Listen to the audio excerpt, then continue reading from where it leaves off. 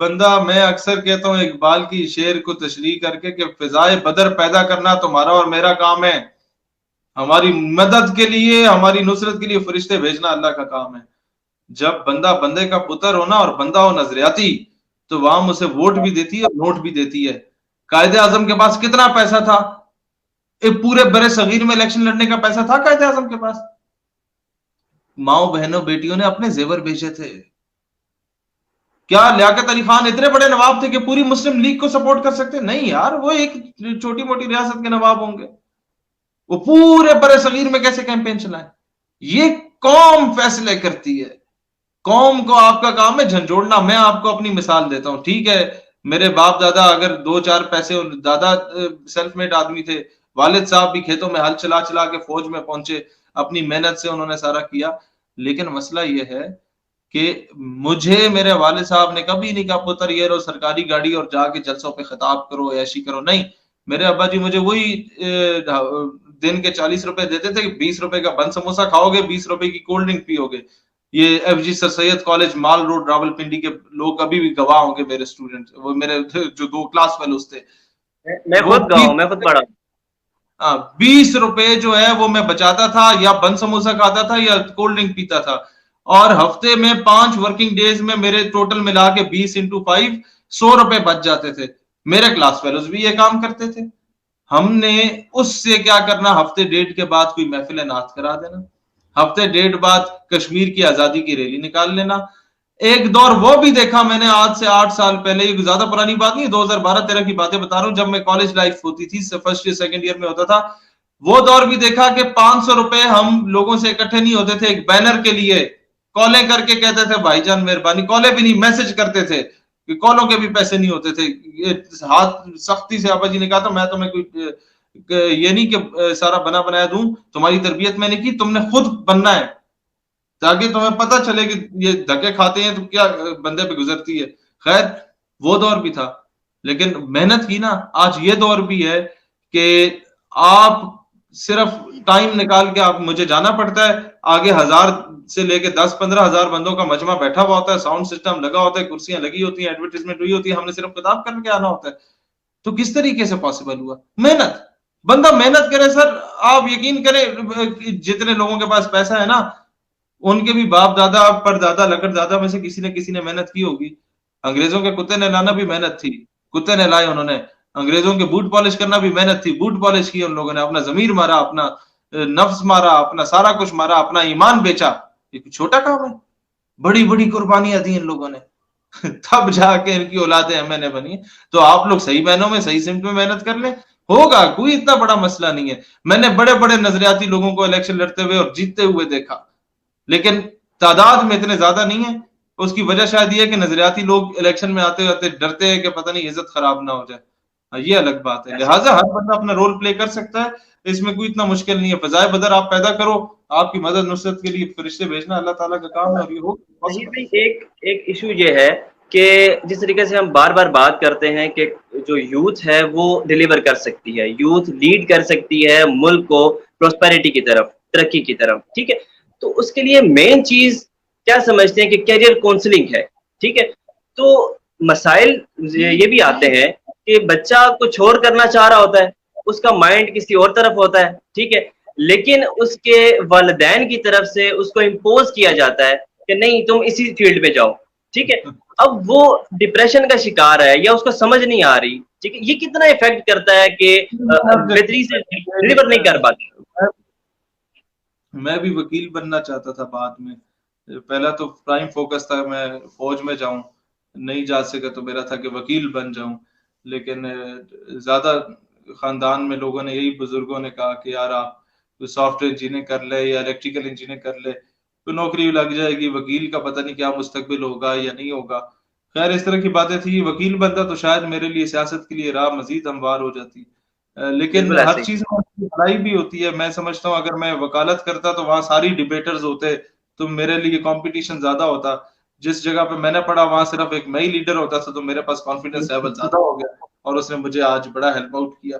लिहाजा अल्लाह की भलाई होती। लेकिन जहां तक बात यह है कि ये हमारे माशरे में है, बेचारे हमारे यहाँ पर जो वालिदैन हैं उनका कसूर नहीं है, वो अपने औलाद के लिए बेहतर ही चाहते हैं, लेकिन मसला ये है कि वो गामे से जाके मशवरे ले लेते हैं कि गामे जी तुसी बताओ, मोहल्ले में हर मोहल्ले में होता है ना एक गामा, उससे मशवरा लेंगे कि जनाब तुम बताओ कि पुत्र को क्या कराएं, वो गामा आके मशवरा देता है, नु जनाब इंजीनियर बनाओ, ओ हो इंजीनियर बड़े जनाब वो होती है। अब बच्चा बनना चाहता है डॉक्टर, उसको बायोलॉजी अच्छी आती है, वो आईसीएस नहीं कर सकता, लेकिन नहीं उसे जबरदस्ती कराई जाएगी, तो वो ना डॉक्टर करा ना इंजीनियर करा। लिहाजा मैं यही कहना चाहूंगा कि गांवों से आप लोगों को चाहिए कि मशवरे ना लें, आप लोग अपनी औलाद से पूछें कि बच्चा आप क्या करना चाहते हो, हमने आप पे 4 लाख वैसे भी लगाने, आप इंजीनियर बनना चाहते हैं या आप कोई और बनना चाहते हैं, बस आप बंदे के पुत्र बन के वो डिग्री पूरी करें, बाकी आप जो करना चाहते हैं हम आपको सपोर्ट करेंगे। इस तरीके से वालिदैन से मेरी दरख्वास्त है कि औलाद की लाजमी नहीं है कि हर बच्चा आके आर्मी ऑफिसर बने, लाजमी नहीं है हर बच्चा वकील बने, क्या पता वो एक अच्छा एंकर पर्सन बन सकता है, क्या पता वो एक अच्छा जर्नलिस्ट बन सकता है, वो उस फील्ड में अपनी कौम की खिदमत कर सकता है, क्या पता वो एक अच्छा क्या कहते हैं साइंसदान बन सकता है। तो हर बंदा जिस फील्ड में वो बेहतर है, आप अपने बच्चे को जज करें, उस पर इम्पोज ना करें। तो इसमें मैं समझता हूँ गवर्नमेंट का इतना वो नहीं है, इसमें हर घर की अपनी कहानी होती है, और ये इट विल टेक टाइम कि हम दोबारा कौम बने, हमें वो शऊर आए, तो वो टाइम लगेगा इन लेकिन चीजों में। इशू इफेक्ट करता है ये, उसकी उसकी जो कैरियर काउंसलिंग है ना, ये इफेक्ट करती है कि वो आगे उसने कहाँ जाना है। अच्छा शेख साहब, एक सवाल मैं ये करूं कि बच्चा कॉलेज जाता है, ठीक है, या यूनिवर्सिटी जाता है, न्यू उसने ज्वाइन किया, तो किसी एक स्टूडेंट यूनियन में, ऑर्गेनाइजेशन में वो हिस्सा लेता है, या उनमें कुछ कोई एक्टिविटीज हो रही हैं, या उनका वो पार्ट बन जाता है, तो क्या समझते हैं कि ऑर्गेनाइजेशंस का कितना रोल है यूथ को पावर अप करने में? मैं समझता हूँ सारा रोल ही ऑर्गेनाइजेशंस का है। ये जो तलबा तंजीमें होती हैं, जिसका एक इमेज ये डाला गया है कि जनाब लड़ाई है, झगड़े हैं, वो लड़ाई झगड़े वैसे भी होते हैं, लाजमी नहीं है कि तलबा तंजीम आके आपको बदमाश बने, जो इसने बदमाशी करनी है उसने करनी है, वो तलबा तंजीम में जाके भी करेगा, उसके बगैर भी करेगा। बात यह है कि तलबा तंजीमात, स्टूडेंट ऑर्गेनाइजेशंस या स्टूडेंट यूनियंस नर्सरीज होती हैं तलबा की तरबियत की।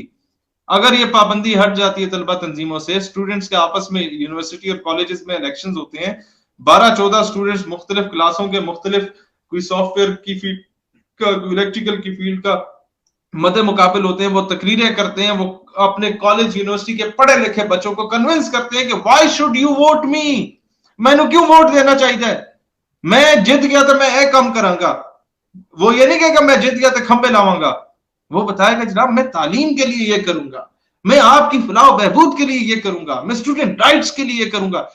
जब वो कॉलेज यूनिवर्सिटी में ये सारी चीजें सीखते हैं, तो आप माशरे को हर तालीमी इदारे से 12-14 लीडरशिप देते हैं, लीडर्स देते हैं, सेल्फ मेड लीडर देते हैं, जो किसी किसान का बेटा होता है, जो किसी मजदूर का बेटा होता है, जो किसी आम आदमी का बेटा होता है, जो लाजमी नहीं है कि किसी एमएनए एमपीए का बेटा हो।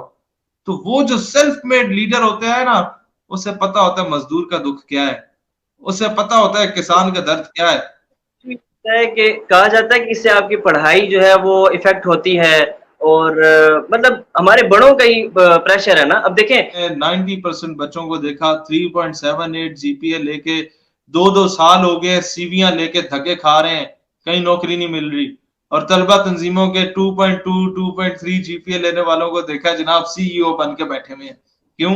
सोशल सर्कल अच्छा था, जिस टाइम पे ये सोशल सर्कल बना रहे थे, जिस टाइम पे ये अपने लोहा मनवा रहे थे, दूसरे किताबी कीड़े बने। ठीक है किताबी कीड़े बने, आपके जीपी अच्छा होना चाहिए, स्टूडेंट लीडर्स का भी, लेकिन जब तलबा तंजीमें आजाद थी तो बहाल थी। रावलपिंडी मेडिकल कॉलेज के टॉपर हुआ करते थे डॉक्टर जफर इकबाल नूरी, आज अमेरिका के बहुत बड़े वहां पर खिदमत सर अंजाम दे रहे हैं ह्यूमैनिटी के लिए।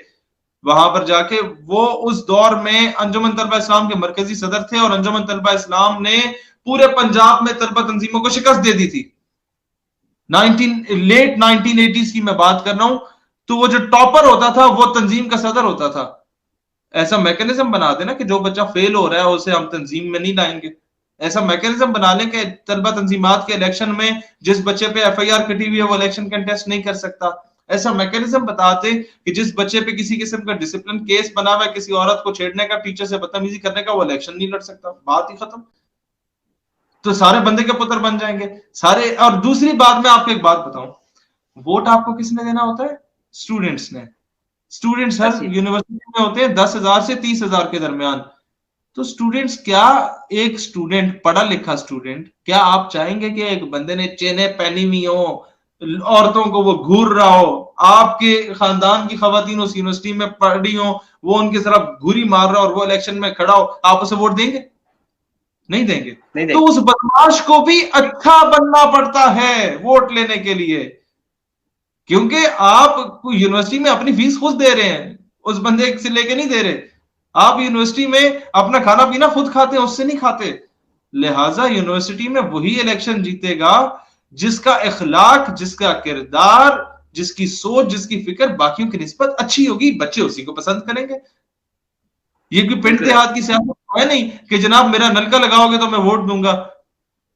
हाँ बिल्कुल, हाँ पे